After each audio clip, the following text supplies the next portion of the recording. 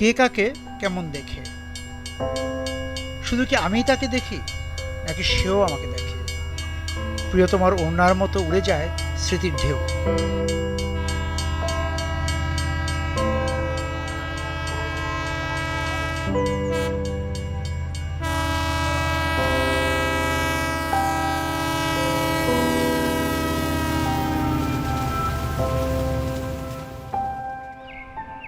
তার কাছে কতবার এসেছি, সে কতবার পেয়েছে আমাকে। পথিক তো সেই যে হন্য হয়ে কাউকে খুঁজে।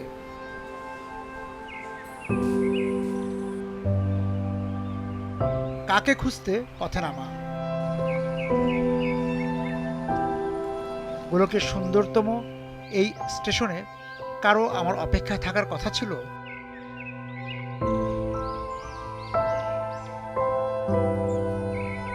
কোনো প্রতিশ্রুতি, নাকি শুধুই কাঠবিড়ালি, পাখি কিংবা বুনো ফুলের সঙ্গে দেখা হবার টান?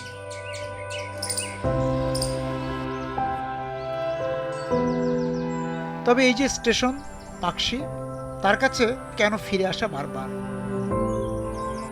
এসেছি আগেও, আসবো আবারও, আলতো ভোরে, গনগনে কোনো দুপুরে কিংবা অবিশ্বাস্য কোনো রাতে।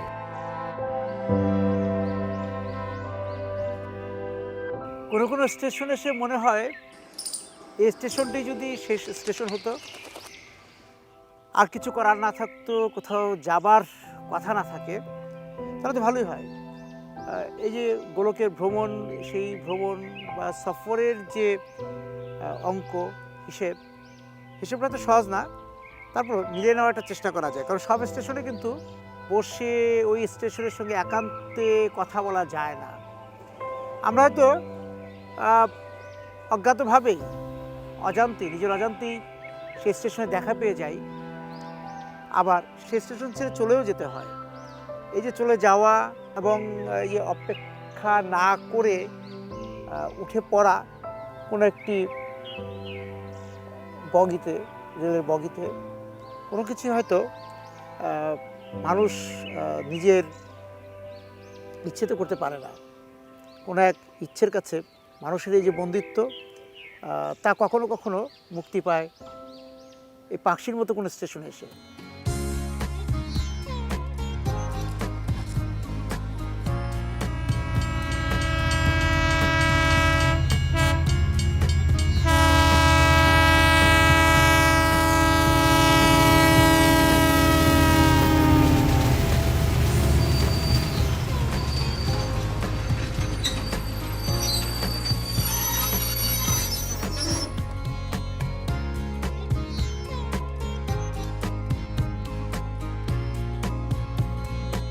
কোথা থেকে কোথায় যান? আমরা রাজশাহী থেকে ফরিদপুর ভাঙ্গা সবসময় সবসময় যাতায়াত করি। স্টেশন কিরকম লাগে আপনার? ভালো লাগে, খুব ভালো। যে একটু থেমে থাকা, একটু অপেক্ষা করা, স্টেশনে নামে একটু ঘোরাফেরা তো আরামই লাগে, ভালোই লাগে। ভালো লাগে। স্টেশনে বসে থাকতে ইচ্ছে করে, অবশ্যই। কিন্তু বসা হয় না। বসা হয় না, বসবো কখন, গাড়ি ছেড়ে দেয়। কিন্তু মানে কখনো কখনো মনে হয় একটু বসে থাকি। একটু বসে থাকি। কোন স্টেশন সবচেয়ে বেশি ভালো লাগে আপনার? সবচেয়ে ভালো লাগে এই স্টেশনই ভালো লাগে। কোনটা? পাকশি। পাকশি। কিন্তু এখানে তো কখনো থামা হয় না আপনার, কিন্তু ইচ্ছে থাকা সত্ত্বেও ব্যস্ততা নামতে পারেন না।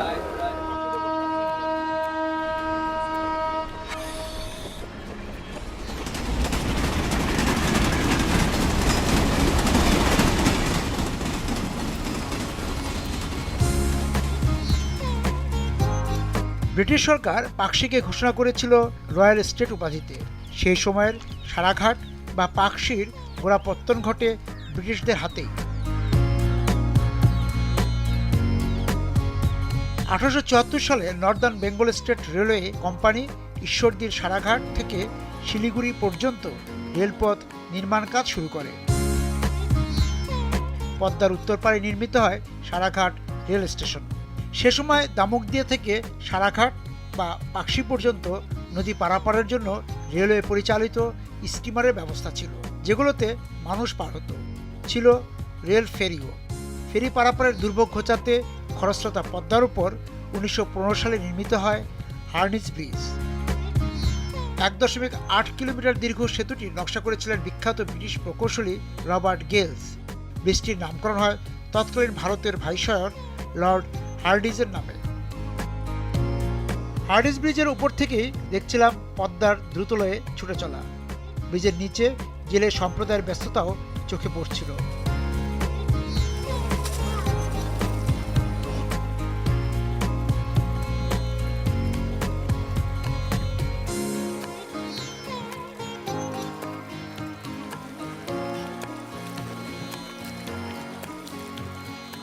কি মাছ পেলেন? দেখি তো।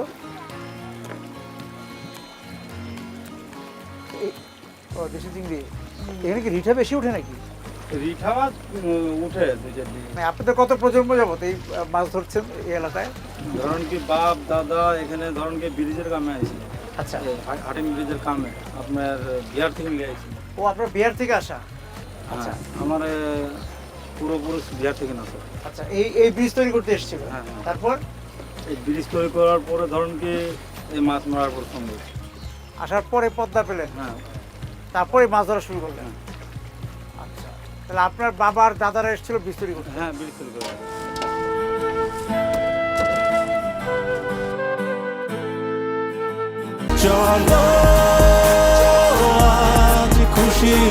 40 বছর ধরে অসংখ্য খুশির মিছিলে ছিল আইডিএলসি, থাকবে আগামীতেও।